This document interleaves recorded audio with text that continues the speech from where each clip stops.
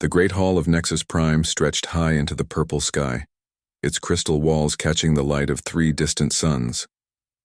Inside, the Galactic Council gathered for their monthly meeting. 5 ancient races sat in a perfect circle, each representing thousands of years of wisdom and power. Counselor Vex floated above his chair, his tall gray form shimmering with telepathic energy. The Mindari had ruled their corner of the galaxy through thought alone for over 4,000 years. Beside him, Counselor Drax's rocky body shifted and creaked as he adjusted his massive stone frame. The Rockborn lived for tens of thousands of years, growing larger and wiser with each passing century. On the opposite side, Counselor Nira's body glowed like a small star. The Lightkin were beings of pure energy, who had long ago abandoned physical form. Next to her, Counselor Tide's water-filled suit bubbled softly as she breathed through her gills. The Deepsworn came from ocean worlds where they built great cities beneath the waves. The last member was Counselor Hive, whose insect-like head turned constantly as hundreds of thoughts from his species flowed through his mind. The hive mind spoke, as one voice across millions of individuals scattered through dozens of star systems. Today's meeting focused on a new discovery. A small blue planet on the galaxy's edge had been found. The planet was called Earth, and it was home to creatures called humans. The survey team has returned with their report, Vex announced, his voice echoing directly in the minds of the other counselors. This species shows signs of intelligence, but their behavior is most unusual. Dr. Kale, the head xenobiologist, stepped forward. He was a tall, thin alien with 4 arms and large black eyes. His species, the Watchers, had studied new life forms for the Council for over 1,000 years. Humans are bipedal mammals, Dr. Kale began, activating a holographic display. They live approximately 80 standard years and have developed basic space travel. However, their most notable characteristic is their constant state of warfare. The display showed images of Earth. Cities covered the planet's surface, connected by roads and dotted with airports. But the images also showed something else: weapons. Lots of weapons. In their short history, humans have fought over 12,000 wars, Dr. Kale continued. They create weapons of incredible destruction, yet these weapons are primitive by our standards. Chemical explosives, metal projectiles, and crude nuclear devices. Counselor Drax's stone face showed confusion. If they possess nuclear technology, why do they still use such basic weapons? That is the interesting part, Dr. Kale replied. Our behavioral analysts believe humans are actually terrified of real warfare. They fight constantly, yes, but only with limited weapons. They seem afraid to use their full destructive potential. The hologram changed to show human soldiers. They wore heavy armor and carried large guns, but their faces showed fear and exhaustion. The Council watched footage of human battles, loud, chaotic affairs with explosions and smoke everywhere. Look at their combat behavior, Dr. Kale pointed out. They hide behind cover, they retreat frequently, and they often surrender rather than fight to the death. This suggests a species that engages in warfare only when forced to, and even then with great reluctance. Counselor Nira's light pulsed thoughtfully. Perhaps they fight so often because they are trying to overcome their natural fear of conflict. Exactly. Dr. Kale nodded. Humans appear to be a species trapped by their own terror. They know they must fight to survive, but they are too frightened to develop truly effective weapons or tactics. The display showed more images. Human weapons looked crude and bulky compared to the sleek energy weapons used by Council forces.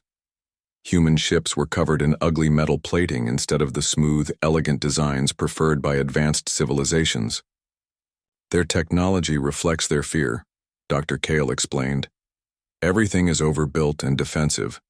They create thick armor because they expect to be hurt. They use explosive weapons because they want to destroy threats from far away. Every aspect of their military shows a deep fear of actual combat. Counselor Hive's many voices spoke as one. The psychological profiles support this theory. Humans show high stress levels during combat. They suffer from mental trauma after battles. Many refuse to fight again after experiencing warfare. This is quite different from truly martial species we have encountered, Vex observed. The blade, Dancers of Sector 7, for example, celebrated combat and showed no fear. The Iron Guard of the Outer Rim fought until death without hesitation. Yes, Dr. Kale agreed. But both of those species were ultimately defeated because they could not adapt. Humans are interesting because they fight despite their fear. This suggests intelligence and potential for growth. The Council considered this information carefully. For 3,000 years, they had maintained peace across 12 star systems. They had seen many species, some naturally peaceful, others naturally violent, but humans seemed to be something new, a species caught between fear and necessity. "What do you recommend?" Counselor Tide asked, her voice bubbling through her breathing apparatus. Dr. Kale straightened his forearms. "I believe humans would benefit greatly from Council protection. If we remove the threats that force them to fight, they can focus on developing their obvious intelligence. Their fear of warfare could become a strength if properly guided. They could contribute to galactic civilization in non-military ways." Counselor Drack rumbled. "Their industrial capacity appears impressive. They could provide labor and resources. And their obvious distaste for violence would make them ideal peacekeepers," Nira added, her light growing brighter with enthusiasm. "A species that truly understands the horror of war would work hard to prevent it." The Council began to warm to the idea. Humans seemed like the perfect addition to their peaceful galactic community, a species that had experienced enough warfare to hate it, but was intelligent enough to be useful. "There is one concern," Counselor Hive noted. "Their current primitive weapons could be dangerous if they panic. We should introduce them to proper, defensive technology quickly." "Agreed," Vex said. "We will offer them energy shields and non-lethal restraint devices. Once they see how civilized beings handle conflict, they will gladly abandon their crude explosives." Dr. Kale nodded approvingly. "The transition should be smooth. Humans clearly want to avoid warfare. They just need to learn how." The vote was unanimous. Earth would be invited to join the Galactic Council as a protected member species. They would receive advanced technology, trade opportunities, and most importantly, protection from any threats that might force them back into their fearful cycle of warfare. As the meeting ended, the Council members felt pleased with their decision. They had found a species that truly understood the cost of war, and now they could help heal those ancient wounds. Humans would finally be free from the terror that had driven them to create so many weapons. None of them questioned whether they might have misunderstood what they had observed. The evidence seemed clear. Humans were a species paralyzed by fear of warfare, fighting only when they had no choice. The Council began preparations for first contact, confident they were about to welcome a grateful and peaceful new member to galactic civilization. The massive Council ship appeared in Earth's orbit on a Tuesday morning. It was 3 miles long and shaped like a crystal flower, its transparent walls catching sunlight and casting rainbow patterns across the planet below. No human had ever seen anything so beautiful or terrifying. Ambassador Kane stood on the bridge of Earth's newest diplomatic vessel, the Harmony. Compared to the alien ship, the Harmony looked like a metal box with engines attached. Kane was a tall man, with gray hair and calm eyes. He had spent 30 years negotiating peace treaties between Earth's nations. Now he faced the biggest negotiation in human history. "Sir, they're sending a communication," reported Lieutenant Cole from her station. She was young and nervous, constantly checking her equipment. "Put it through," Kane replied. The main screen, filled with the image of Counselor Vex. His gray skin seemed to glow with inner light, and his large black eyes showed no emotion that humans could recognize. "Greetings, people of Earth," Vex said, his voice somehow appearing directly in their minds. "I am Counselor Vex of the Galactic Council. We have come to offer you membership in our peaceful community." Kane stepped forward. Behind him stood 50 of Earth's best diplomats, scientists, and military officers. General Ross was among them, a quiet man with sharp eyes who had commanded peacekeeping forces in 3 different conflicts. "Welcome to our system," Kane said carefully. "We are honored by your visit and interested in learning about your offer." "Excellent," Vex replied.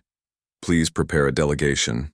We will transport you to Nexus Prime for the formal induction ceremony."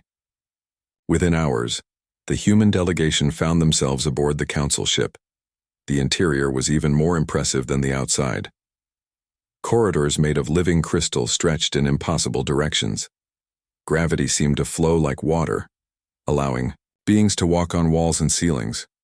The journey to Nexus Prime took 3 days. During the trip, the humans met representatives from all 5 council races.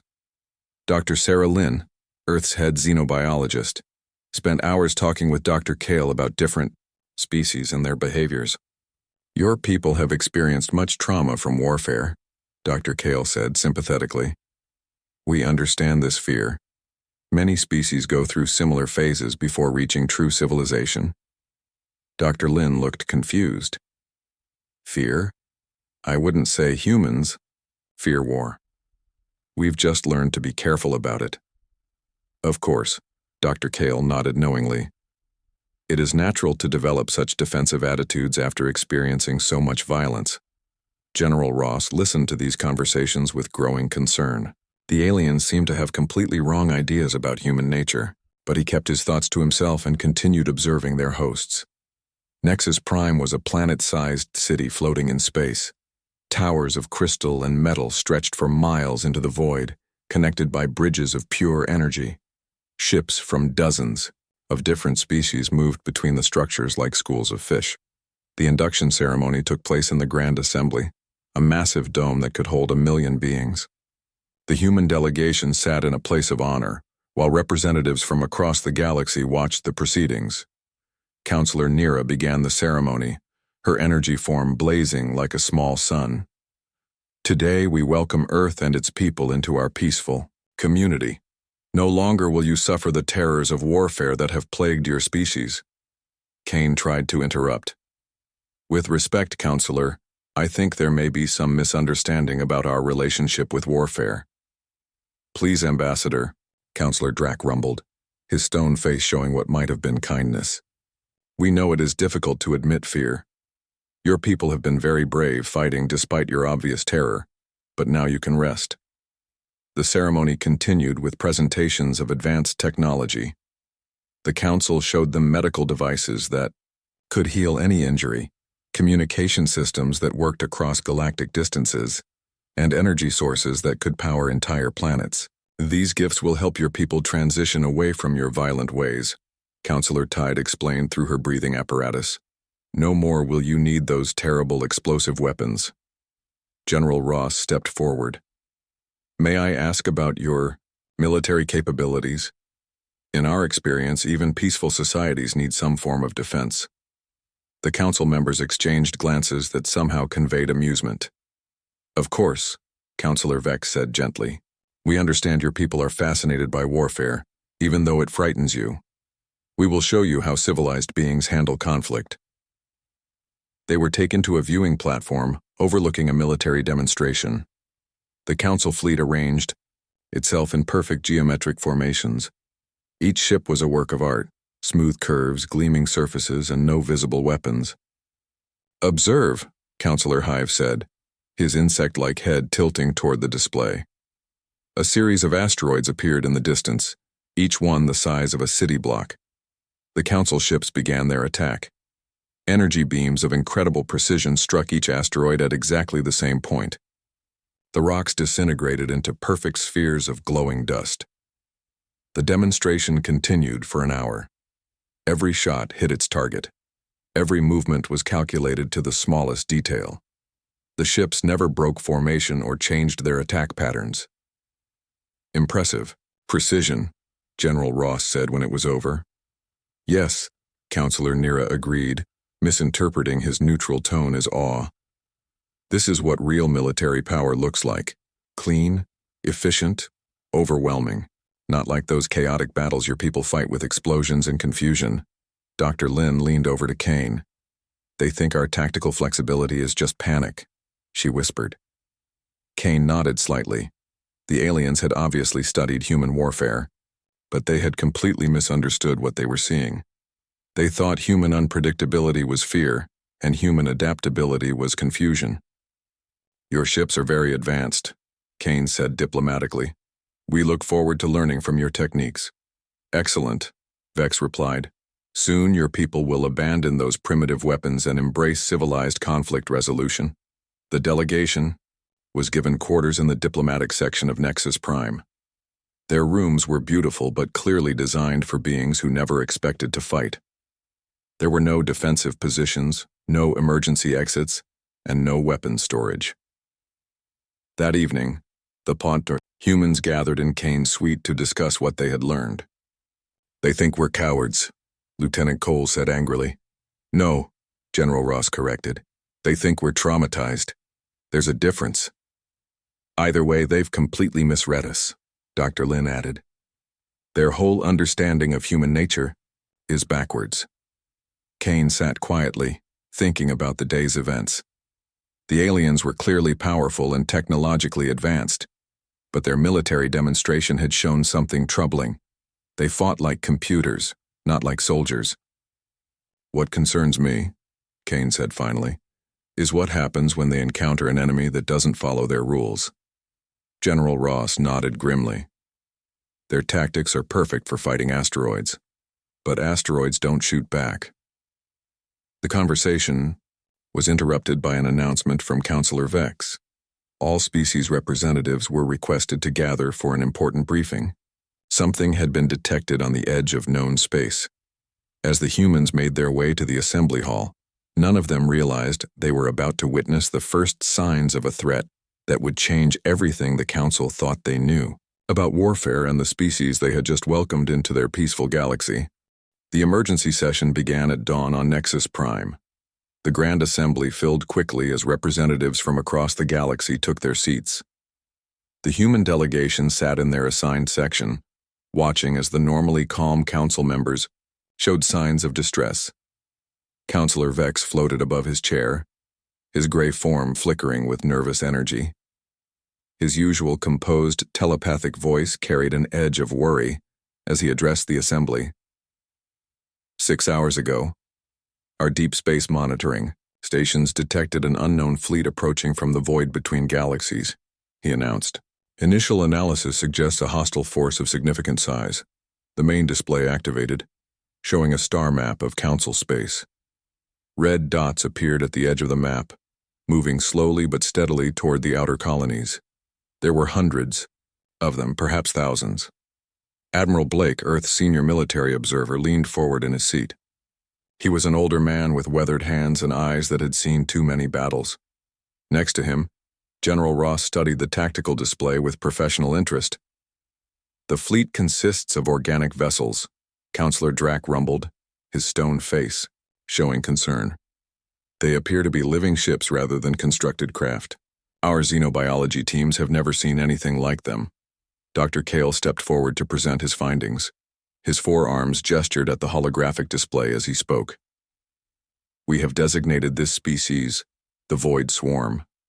Their ships are grown, rather than built, and they show signs of rapid adaptation and reproduction. The display zoomed in on one of the approaching vessels. It looked like a giant black spider crossed with a jellyfish. Its surface pulsed with organic rhythms, and smaller creatures moved across its hull like parasites. How many ships are we looking at? Asked Ambassador Kane. Current count stands at 2,700 vessels, Counselor Tide replied, bubbles rising in her water suit. But the number keeps changing. They appear to be reproducing during their journey. A murmur of unease rippled through the assembly. The idea of ships that could multiply themselves was disturbing to species accustomed to careful construction and limited resources. What are their intentions? Someone called out. Counselor Hive's insect head turned toward the crowd. We have attempted communication through every known method. They do not respond to any signals. Their behavior suggests only one goal: consumption. The display changed to show surveillance footage from the outer monitoring stations. The Void Swarm ships moved in loose clusters, constantly shifting and changing formation. They seemed to flow like liquid rather than fly like proper spacecraft. Our analysis suggests they are a parasitic species, Dr. Kale continued. They consume other life forms to fuel their growth and reproduction. Based on their trajectory, they will reach the outer colonies in approximately 4 days. The human delegation exchanged glances. Admiral Blake made notes on a small device, while General Ross continued studying the enemy formations. "What is our response plan?" Counselor Nira asked, her energy form pulsing with determination. Counselor Vex straightened in his floating position. "We will deploy the 4th and 7th Fleets to intercept them at the threshold system.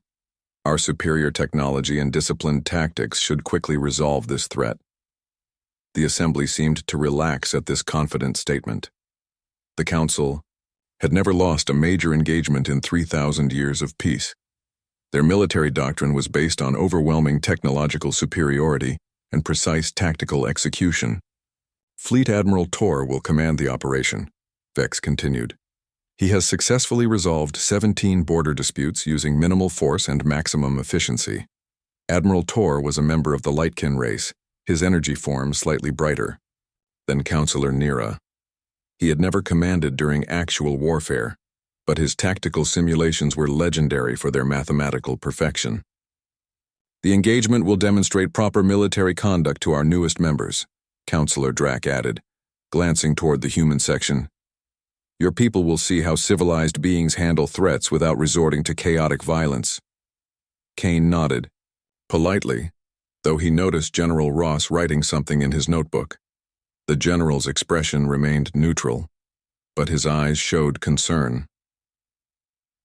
The first engagement took place 2 days later in the outer system of Kepler-7. The Council's 4th Fleet arranged itself in perfect formation, 3 lines of ships with precise spacing and overlapping fields of fire. Each vessel gleamed in the starlight, their energy weapons charged and ready. The Void Swarm approached in their typical chaotic cluster. They had no apparent formation or battle plan. Their ships moved independently, constantly shifting position, like a school of fish avoiding predators. "Begin engagement," Admiral Tor commanded from his flagship. The Council ships opened fire with devastating precision. Energy beams lanced across space, each one calculated to strike the optimal point on enemy vessels. The targeting computers achieved 98% accuracy. The results were exactly as predicted. Void Swarm ships exploded in brilliant flashes as the energy weapons tore through their organic hulls. Within minutes, half the enemy force was destroyed. "Excellent execution," Admiral Tor reported to Nexus Prime, maintaining formation and continuing engagement. But something unexpected happened. The surviving Void Swarm ships began to change. Their hulls grew thicker where the energy beams hit them. Their formations spread out to reduce concentrated fire. Some ships actually absorbed the energy from Council weapons and grew larger. "Sir, they're adapting to our weapons," reported Captain Vale from the destroyer Bright Star. "Impossible," Admiral Tor replied. "Maintain firing pattern Alpha 7. Increase power to maximum." The Council ships continued their disciplined attack. Their formation never wavered, their targeting remained precise, and their tactics followed established doctrine perfectly. But the Void Swarm kept adapting. The enemy ships that survived the first wave were now completely immune to energy weapons. Worse, they had learned to mimic the Council's formation patterns and use them against their attackers. "Admiral, requesting permission to break formation and engage individually," Captain Vale transmitted. "Negative," Admiral Tor responded. "Maintain discipline. Victory depends on superior coordination." The human delegation watched the battle from Nexus Prime's command center. The main display showed both fleets clearly, the Council ships holding their perfect lines while the Void Swarm flowed around them like water around rocks. "They're learning," General Ross said quietly to Kane. "Every tactic the Council uses, the Swarm adapts to counter it. But the Council keeps using the same tactics," Kane observed. "That's their weakness," Admiral Blake added. "They think discipline means never changing the plan." On the battlefield, the situation grew worse by the hour. The Void Swarm ships had not only adapted to Council weapons, but had begun reproducing again. For every enemy ship destroyed, 2 more appeared to take its place. The 4th Fleet found itself surrounded by an enemy that had learned all their tricks. The perfect formations that had served the Council for millennia became death traps as adapted swarm ships used the predictable positioning to coordinate their attacks. "All ships begin withdrawal to secondary positions," Admiral Tor finally ordered. but it was too late. The Void Swarm had adapted to Council retreat patterns as well. They knew exactly where the ships would go and how they would move. The Fourth Fleet was destroyed completely. 300 ships and 50,000 crew members were lost in less than 6 hours. The survivors were consumed by the swarm, adding their biological material to the enemy's growing mass. The news reached Nexus Prime like a physical blow. The council chambers fell silent as the reports came in. For the first time in 3,000 years, council forces had not just been defeated, they had been annihilated. "How is this possible?" Counselor Nira whispered, her light dimming with shock. "They learned everything about us in one battle," Dr. Kale reported, his voice shaking. "Every weapon, every tactic, every formation, and they can reproduce faster. Then we can destroy them." The Void Swarm was now only 2 days away from the core systems, and the Council had no idea how to stop an enemy that grew stronger with every engagement. The emergency evacuation order reached the human delegation at 0300 hours Nexus Prime time. Ambassador Kane was awakened by urgent knocking on his quarters door. Lieutenant Cole stood outside, her face pale with exhaustion. "Sir, the Council wants all Earth representatives ready for immediate transport within 2 hours," she reported. "They're evacuating us back to Earth before the swarm reaches the core systems." Kane dressed quickly and called for his senior staff. Within minutes, General Ross, Admiral Blake, and Dr. Lin gathered in his suite. The mood was tense but focused. These were people accustomed to crisis situations. "What's the current tactical situation?" Kane asked. Admiral Blake consulted his tablet. "The 7th Fleet engaged the swarm yesterday at the Barrier Nebula. Same result as the 4th Fleet. Complete destruction. The enemy adapted to every weapon and tactic within hours." "Estimated time until they reach Nexus Prime?" General Ross inquired. 36 hours, maybe less," Blake replied. "The swarm is moving faster now. They're using consumed council ships to increase their speed." Dr. Lin looked up from her own reports. "The biological analysis is disturbing. These creatures don't just adapt, they incorporate. Every ship they destroy becomes part of their collective knowledge and physical mass." Kane nodded grimly. "And the Council's response?" "Full evacuation of the outer colonies," Ross answered. "They're pulling everything back to the core systems and hoping their defensive platforms can stop the swarm." "Will they?" Kane asked. The 3 military officers exchanged glances. Blake spoke first. "Based on what we've seen? No, the Council fights like they're playing chess against an opponent who follows the same rules. But the swarm isn't playing chess."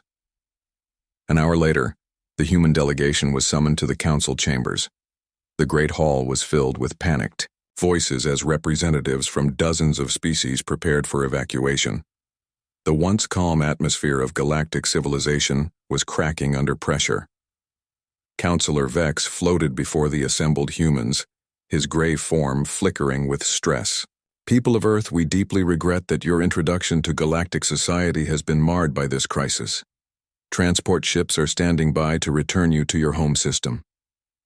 "We understand your concern for our safety," Kane replied carefully. "However, we would like to request a full briefing on the current threat assessment." "That is unnecessary," Councillor Drack rumbled. "Your people have suffered enough from warfare. We will not subject you to the horror of witnessing such destruction." "General," Ross stepped forward. "With respect, Counselor, we would prefer to make that decision ourselves. May we see the tactical data?" The council members exchanged uncertain glances. Dr. Kale activated the holographic display, showing the swarm's advance through council space. Red indicators marked the locations of destroyed fleets and consumed colonies. The human delegation studied the information for several minutes. Admiral Blake traced the enemy movement patterns with his finger while General Ross analyzed the engagement reports. Dr. Lin focused on the biological data about swarm reproduction and adaptation. "Interesting," General Ross said finally. "What do you find interesting about such devastation?" Counselor Tide asked, her voice bubbling with confusion. "The enemy adapts to energy weapons and formation tactics," Ross explained. "But they've only encountered one type of warfare. They're learning to counter your specific methods, not warfare in general." Counselor Nira's light pulsed weakly. We do not understand. Our methods are the culmination of 3,000 years of military science. They're excellent for fighting opponents who think like you do, Kane said diplomatically. But this enemy operates on completely different principles. What are you suggesting? Vex asked, his telepathic voice sharp with stress. General Ross exchanged a look with Kane, who nodded slightly. Earth would like to offer military assistance. The suggestion was met with stunned silence. Then Counselor Hive's insect head tilted, in what might have been confusion. Your people wish to fight, but you fear warfare. We have seen this in your behavioral patterns. We don't fear warfare, Dr. Lin said gently. We're just careful about it. There's a difference. Your weapons are primitive, Counselor Drack pointed out. Explosive chemicals and metal projectiles. The swarm has already adapted to far more advanced energy systems. Admiral Blake smiled slightly. That might actually work in our favor. If they've learned to counter energy weapons, they won't be expecting kinetic projectiles. Your tactics are chaotic, Counselor Tide added. No formation discipline, no coordinated strategy. How can such disorder defeat an organized enemy? Sometimes chaos is exactly what you need, General Ross replied. The swarm learns by studying patterns. If there's no pattern to study, they can't adapt as easily. The council members struggled to understand this concept. Their entire civilization was built on order, precision, and predictable behavior. The idea of deliberately introducing chaos into military operations seemed insane. Even if we accepted your offer, Vex said slowly, what could your small fleet accomplish? You have perhaps 200 ships at most. We'd like to bring a few. More than that, Kane admitted. Earth's full military response would require approximately 1,200 vessels. 1,200? Counselor Nira gasped. Your entire species maintains such a large war fleet? That's just the space-capable portion, Admiral Blake explained. We also have terrestrial, atmospheric, and underwater forces, but they wouldn't be much use in this situation. The council stared at the humans in shock.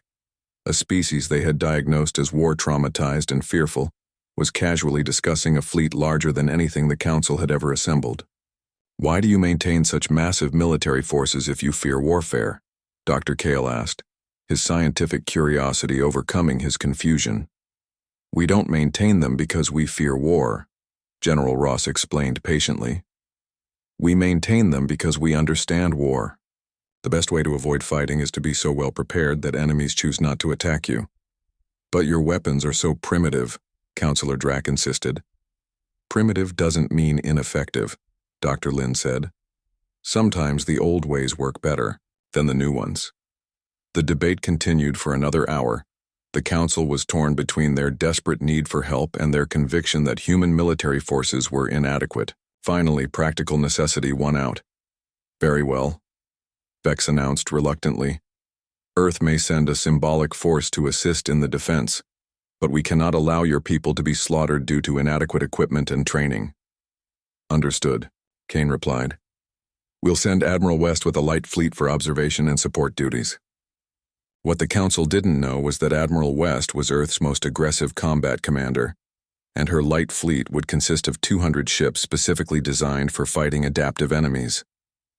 The vessels looked crude and angular compared to council designs, but they carried weapons and systems that had been tested in countless human conflicts. The human ships began arriving at the threshold system within 18 hours. The council observers were puzzled by their appearance. Thick armor plating, multiple weapon systems, and irregular shapes that seemed to ignore basic principles of efficient design. They looked like they were built to be destroyed, Admiral Tor commented to his staff. Maybe that's the point, his tactical officer replied. If they expect to take damage, they build accordingly. The Void Swarm was now 12 hours away from the final defensive line. The Council's remaining fleets took their positions in carefully calculated formations, while the human vessels scattered across the system in what appeared to be random patterns. Admiral West opened a communication channel to the Council fleet, human forces ready for engagement, requesting permission to operate independently. Granted, Admiral Tor replied, expecting the human ships to retreat once they saw the true scale of the coming battle. Instead, the human fleet began moving toward the approaching swarm, their crude ships accelerating on courses that seemed to follow no tactical doctrine anyone could recognize. The void swarm appeared at the edge of the threshold system like a dark cloud spreading across the stars. Thousands of organic ships moved in their fluid formations, their black hulls pulsing with alien life. They had grown larger since consuming. The Council fleets and new weapon systems sprouted from their surfaces like tumors. Admiral Tor positioned his remaining forces in the traditional defensive formation. 3 lines of ships created overlapping fields of fire, with the heavy cruisers at the center and lighter vessels protecting the flanks. It was the same formation that had protected Council space for 3,000 years. The human fleet scattered across the system in what looked like complete chaos. 200 ships moved in random patterns, some racing toward the enemy at maximum speed while others drifted slowly through asteroid fields. There was no visible coordination or strategy. "Human fleet, please assume proper formation," Admiral Tor transmitted. "You are compromising the defensive grid." Admiral West's voice crackled over the communication channel. "Negative, Council fleet. We're exactly where we need to be." Captain Vale, commanding the Council destroyer Bright Star, watched the human ships with confusion. "Admiral, their movements make no tactical sense. They're going to get themselves killed." "Perhaps that is their intention," Admiral Tor replied sadly. "Their fear has finally overcome them. They prefer to die in chaos rather than face organized combat." The Void Swarm approached the defensive line with confidence. Their previous encounters had taught them everything about Council tactics. They knew exactly how the ships would move, where they would retreat, and when they would break formation. But as the swarm closed to weapons range, something unexpected happened.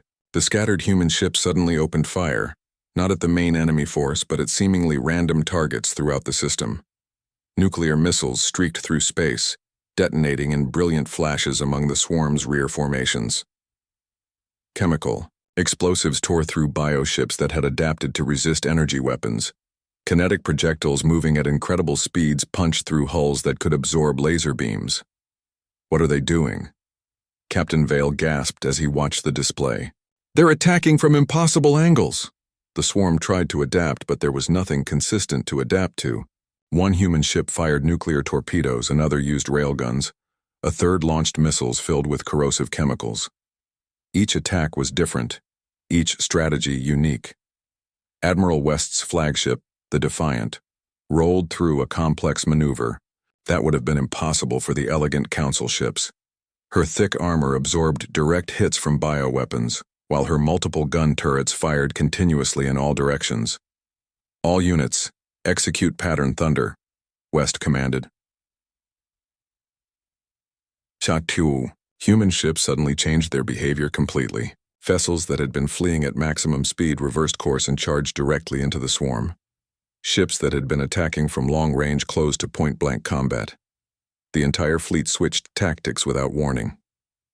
The swarm's collective intelligence struggled to process this change. They had been adapting to one pattern of behavior when the humans completely abandoned it for something else.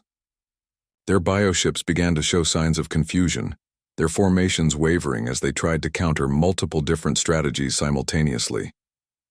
"Incredible," Admiral Tor whispered. "They're not using formation tactics at all. Each ship is fighting, independently." Captain Vale studied his tactical display. "Sir, look at the pattern. They're not random at all. They're coordinated, but not in any way we understand."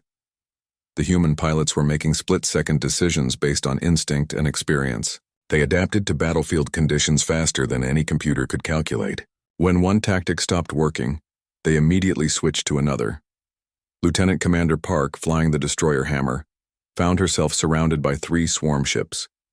Instead of retreating or calling for help, she fired her remaining nuclear warheads directly at the nearest enemy. The explosion damaged her own ship but destroyed all 3 attackers. "Hammer to fleet, going in for close combat," she reported calmly, as if ramming enemy vessels was a routine maneuver. The swarm tried to learn from each engagement, but the lessons contradicted each other. Human ships fought with nuclear weapons, then abandoned them for projectile guns. They used energy shields, then deliberately lowered them to ram enemies. They followed no doctrine that could be understood or countered. The tide of battle began to turn. Swarm ships that had easily adapted to Council energy weapons found themselves vulnerable to human kinetic strikes. Bio-hulls that could absorb laser fire were torn apart by chemical explosives. Collective intelligence that had learned to predict Council formations was useless against human unpredictability. All ships, pattern lightning, Admiral West ordered. The human fleet dispersed again, this time into the asteroid fields. They used the rocks as cover and weapons, firing mining charges to create shrapnel clouds that shredded pursuing swarm vessels. Some ships landed on asteroids and used them as mobile gun platforms. Captain Jones, commanding the frigate Vengeful, actually landed his ship on a large asteroid and used the rock's mass to steady his aim. His crew fired mining lasers and construction explosives at passing enemies with deadly accuracy. The swarm's bioships began to show signs of actual panic. Their collective consciousness was overloading as it tried to process too many different threats at once. Some ships fled, others attacked wildly, and a few simply stopped moving altogether. "Sir, the enemy formation is collapsing," Captain Vale reported in amazement. Admiral Tor watched as the mighty Void Swarm, which had destroyed 2 Council fleets without taking serious damage, began to retreat in disorder. The human ships pursued them like wolves hunting prey, never giving them time to regroup or adapt. "Human fleet, this is Admiral Tor," he transmitted. "Outstanding work. Please coordinate with our forces for the final assault." "Negative, Council fleet," Admiral West replied. "We're not done yet." The human ships began a maneuver that horrified the Council observers. Instead of maintaining safe distance, they closed to point-blank range with the largest swarm vessels. Human Marines in armored suits launched from their ships and began boarding the enemy bioships. "They're boarding the enemy vessels," Captain Vale shouted. "That's impossible. Those ships are filled with hostile organisms." But the human Marines were equipped for exactly this kind of combat. Their armor was designed to resist biological attacks, their weapons were optimized for close-quarters fighting, and their training included scenarios that the Council had never imagined. Sergeant Mills led his squad through the twisting corridors of a swarm bioship. The walls pulsed with alien life, and hostile organisms attacked from every direction. But the humans had trained for urban warfare, tunnel fighting, and combat in contaminated environments. This was just another day at the office. "Charges set," Mills reported over his comm. "All squads, 30 seconds to extraction." The bioship exploded from within as the humans evacuated to their transport. Similar explosions bloomed throughout the swarm fleet as boarding parties completed their missions. Within 6 hours, the battle was over. The Void Swarm was either destroyed or fleeing back into the void between galaxies. The survivors carried, with them, the memory of an enemy that couldn't be understood, predicted, or defeated through adaptation. Admiral Tor slowly approached the human flagship. Admiral West appeared on his communication screen, her uniform torn and her face streaked with smoke, but her eyes bright with satisfaction.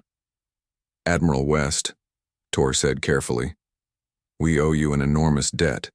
Your tactics were unlike anything we have ever witnessed." "Just doing our job," West replied. "West, though I have to say, your people fight pretty well once you get them out of those rigid formations." "May I ask," Tor continued, "how did you develop such unconventional strategies?" West smiled. 3,000 years of fighting the most unpredictable, adaptive, and dangerous enemy in the galaxy. What enemy was that? "Each other," West said simply. "When you spend your whole history fighting opponents who think like you do, you learn that the best strategy is to never have a strategy. The moment you become predictable, you lose." As the human fleet prepared to return to Earth, the Council began to understand their fundamental mistake. They had seen human weapons and assumed primitiveness. They had seen human casualties and assumed fear. They had seen human chaos and assumed incompetence. But humans didn't fear war. They had simply learned to wage it so effectively that they rarely needed to.